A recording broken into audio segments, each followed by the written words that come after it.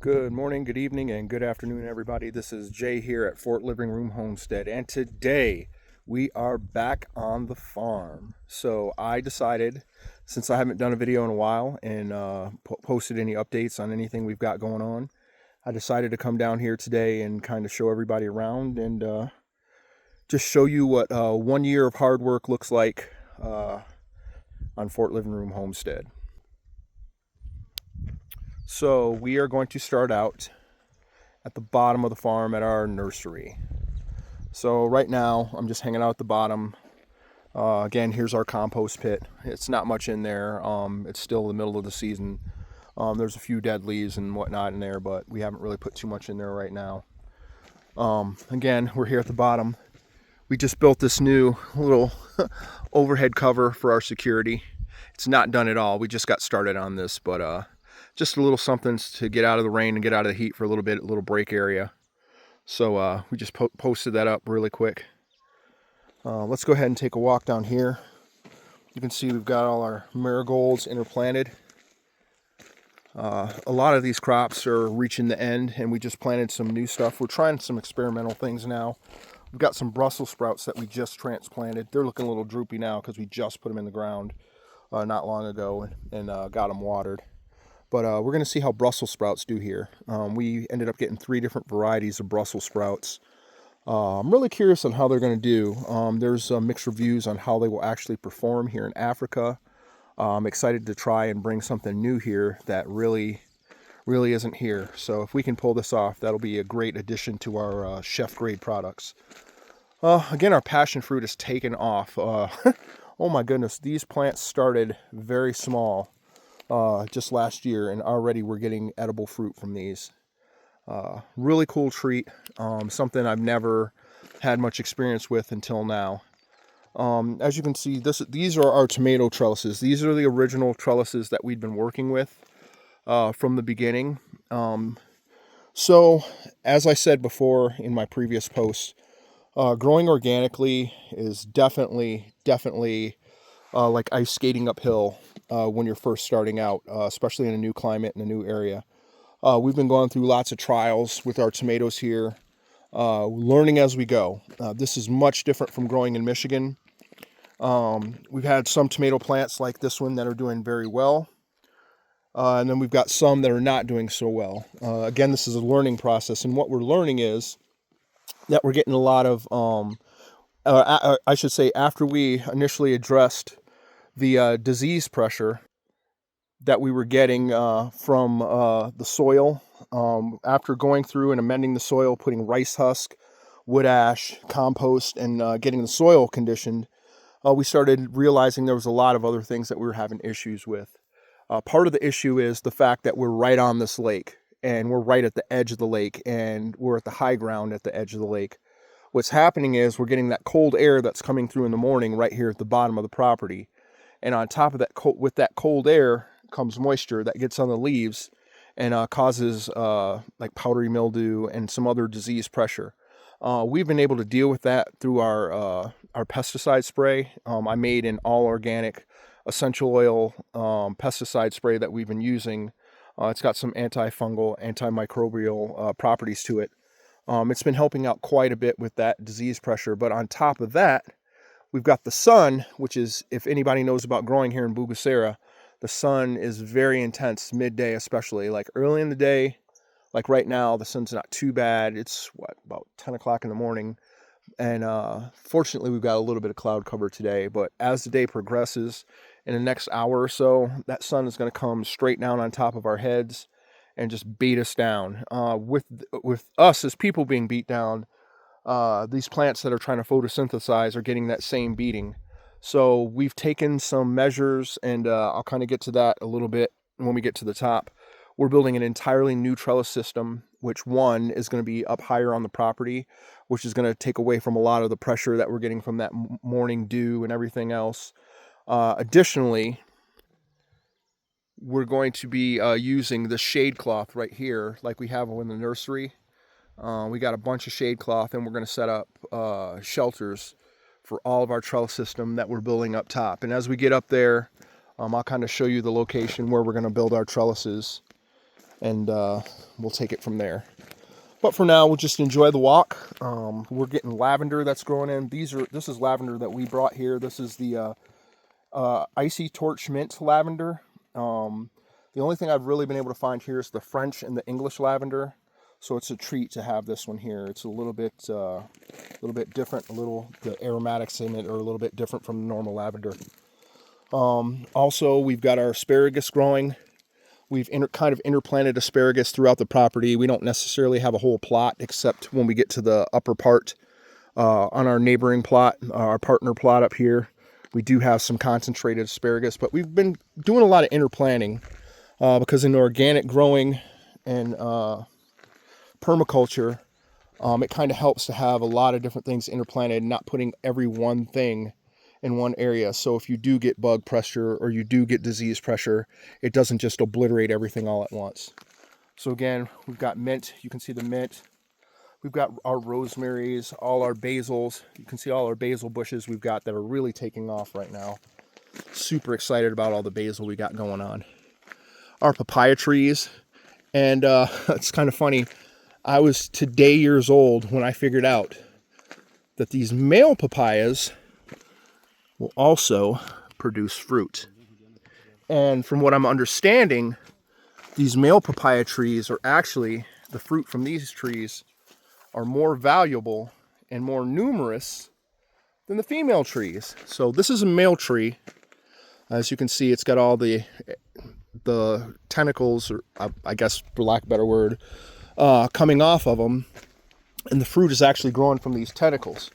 And if we walk back down here, backtrack a little bit, this is what the female tree looks like. All the fruit are clustered very close to the tree.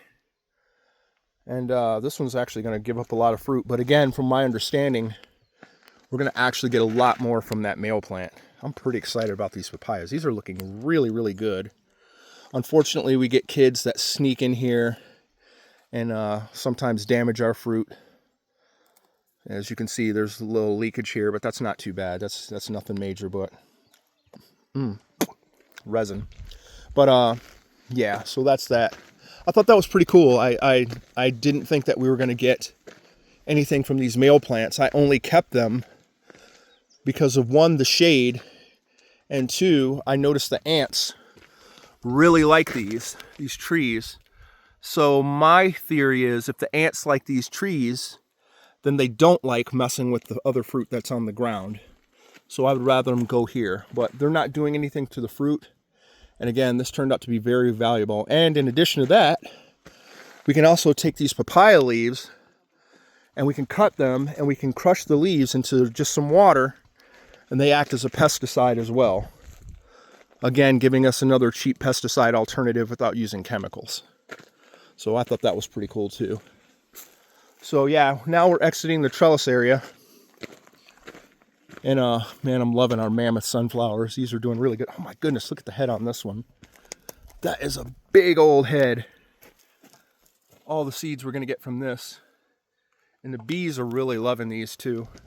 Oh, here's another one. I'm sorry, I gotta stop to see this. I love looking at these sunflower heads. They just get so heavy they can't even sit up straight anymore. But look at that.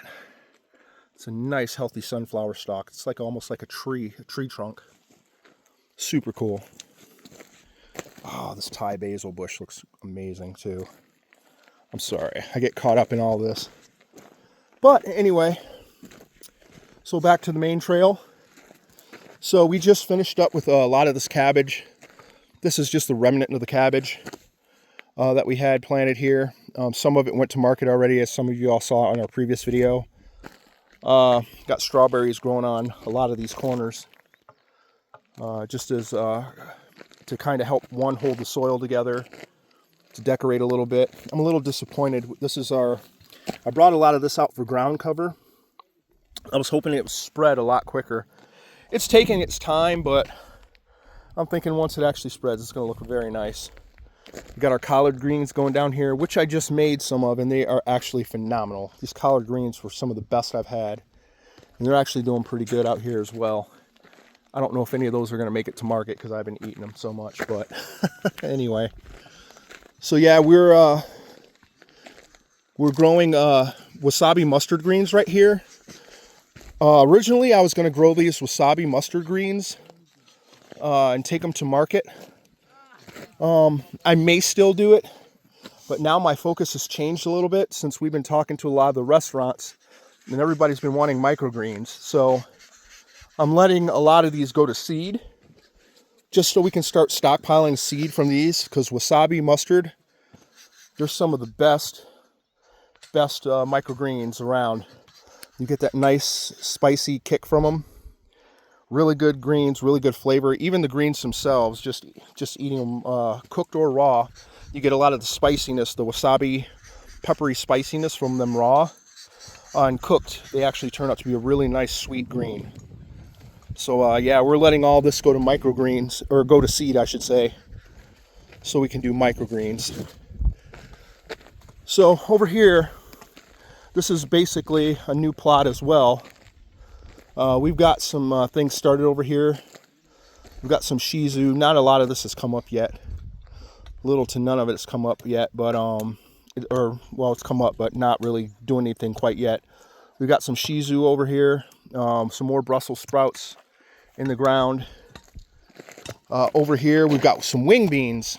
And if you don't know what a wing bean is, you should definitely check it out and look up the nutritional value of wing beans. These are one of the most protein-dense, valuable beans that you could possibly grow. Every part of this bean is actually edible. You can eat the leaves, you can eat the beans, and you can eat the pods. In addition to that, these beans actually grow a tuber that's a little bit like a potato, and you can actually dig them up and eat them as well. So this is like a complete nutritional bean right here, or food, I should say. Almost every part of it is edible.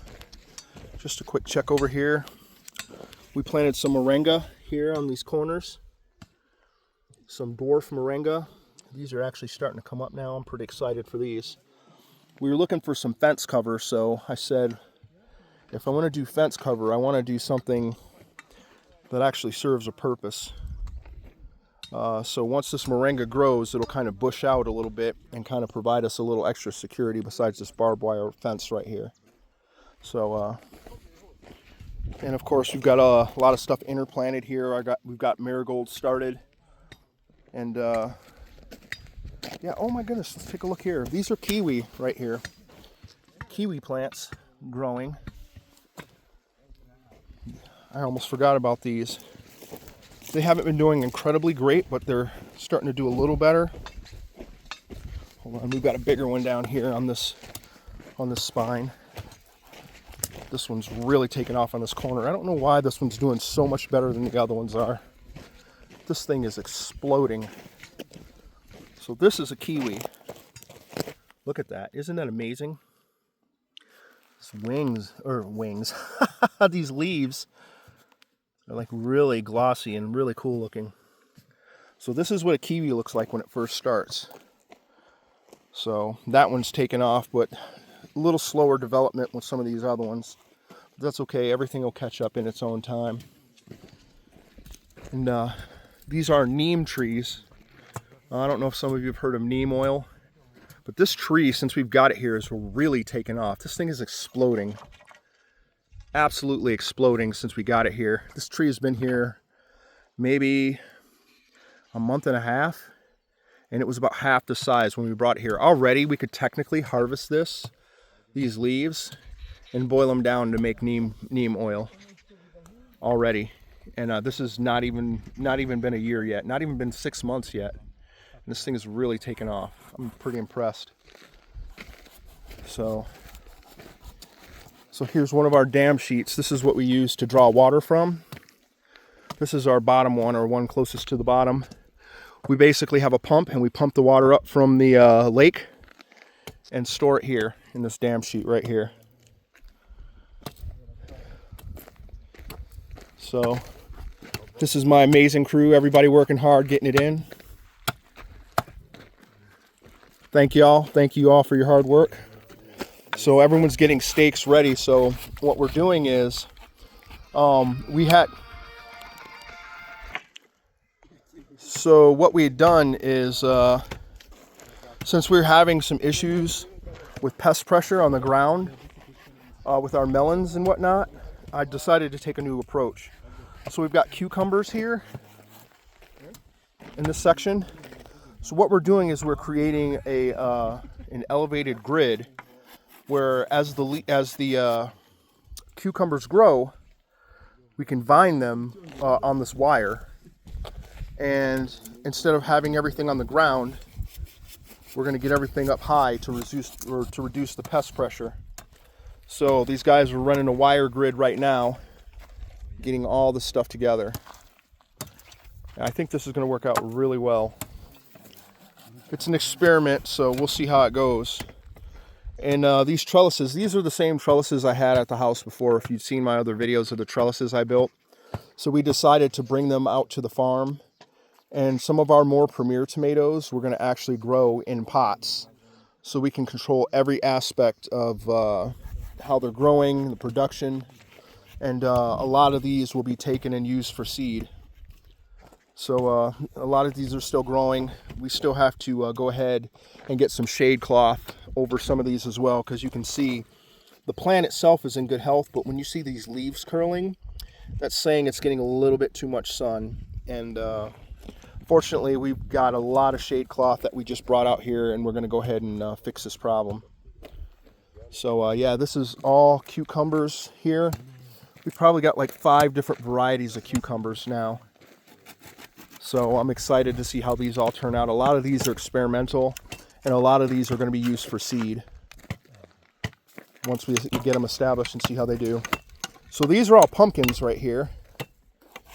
We've got many, many, many pumpkins. So again, we're trying the same thing, trying to at least get these pumpkins off the ground, at least until the fruit matures a little bit. Once that fruit matures, the husk of the pumpkin, or the outer shell of the pumpkin, will be too hard for the bugs to penetrate.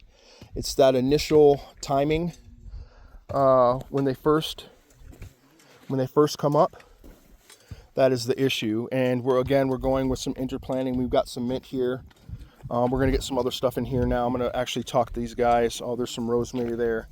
I'm going to talk to them and tell them to get some more stuff in here, because we really want to get this interplanted well now and get the plants established, so by the time the fruit starts coming, it confuses the scent of a lot of these bugs. So that'll be cool. So now we're going to take a trip up to the top of the farm. We've pretty much seen everything down here. We'll take a trip up to the top. So all of this area right here, actually a little bit further up as well, we're going to be planting our new tomato trellises. We've got a lot of shade cloth, and we had a bunch of stuff delivered down here. And we're going to provide a lot more shade to these plants, just because the sun is our biggest enemy. It's our friend. It's our frenemy. So, so because the sun, again, beats down so hard in the middle of the day, oftentimes it cooks a lot of the more sensitive plants. And it's becoming a little bit of a problem, but with everything is a lesson learned. Oh, over here, our mandarin trees are doing better. We had to actually treat these. We did go ahead and use a copper spray on them, which is not organic, but at the same time, there's no flowering or anything produced on these trees right now. And we had a huge aphid issue with our mandarins. A lot of the growth was getting stunted. So unfortunately on these mandarin trees, we had to take some drastic measures, and we did have to treat them. But in the long run, the copper spray is not going to be that big of an issue. So that's pretty much the extent of anything outside of organic means that we used. It was either that or lose the trees. So these are very nice trees coming up, so we didn't want to take that loss. So we went ahead and treated it with a copper spray, which in the grand scheme of things isn't that bad. So now we're getting up to the area where we've got our dragon fruit posts put up, which is really awesome. This is one of the posts eventually. As you can see up here, we're gonna head up here in a second. We've got most of our posts posted right here, and we're gonna have posts running down here the whole path, and it's gonna create like a spine, a dragon fruit spine. We call it the dragon spine. Pretty cool. So they're still working on everything, getting these posts put in. Some of these holes had to get widened up a little bit. It was kind of an afterthought, but we had some extra posts left over actually after we got all this planted. So we decided to go ahead and just run the rest of them down the line. So this is pretty much where our tomato trellises will start.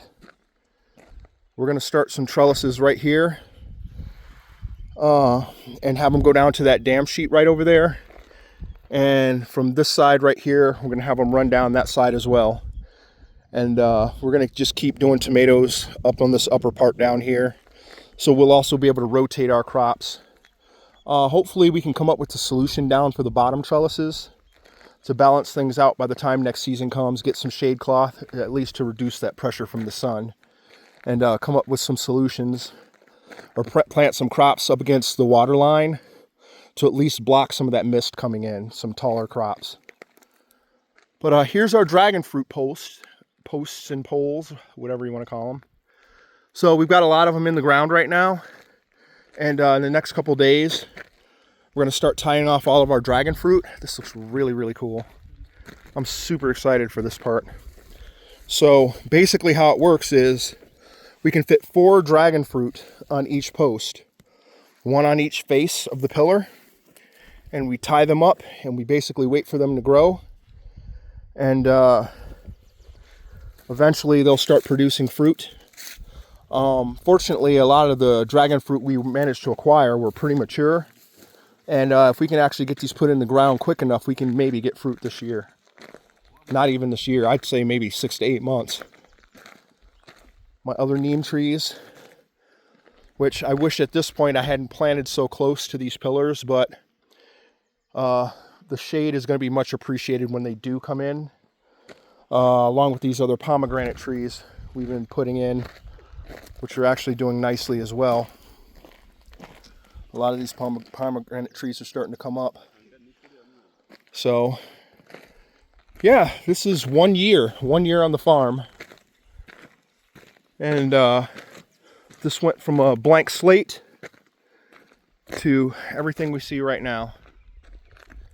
So I'm pretty happy with where we are. And we got bananas coming in here. This one's starting to pick up.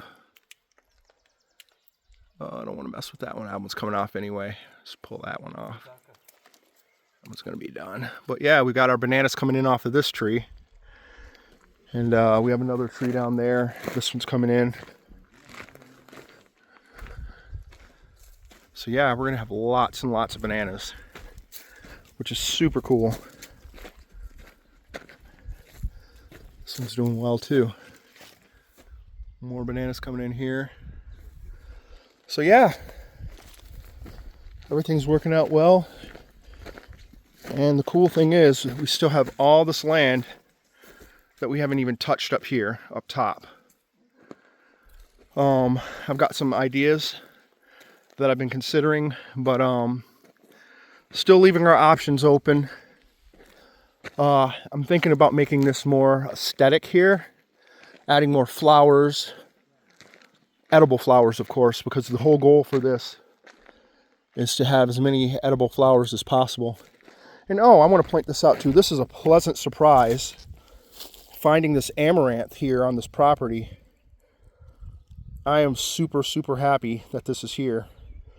I actually just ordered some amaranth, and I have some other amaranth as well.